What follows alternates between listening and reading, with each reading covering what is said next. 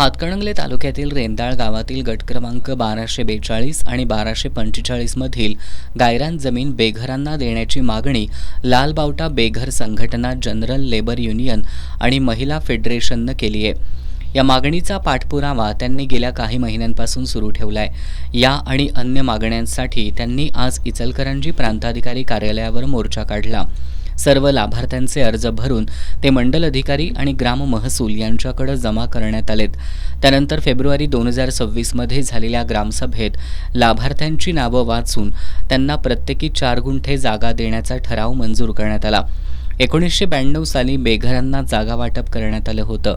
त्याच धर्तीवर कमी दरात जागा देण्यात यावी आणि या प्रकरणात शासनाला प्रस्ताव पाठवून लवकरात लवकर त्याची अंमलबजावणी करावी अशा मागण्या यावेळी करण्यात आल्या.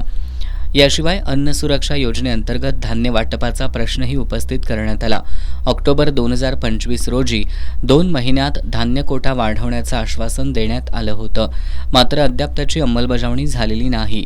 त्यामुळे 1 मेपर्यंत धान्य वाटप सुरू न झाल्यास 100 महिलांचं उपोषण करण्यात येईल असा इशारा यावेळी देण्यात आला.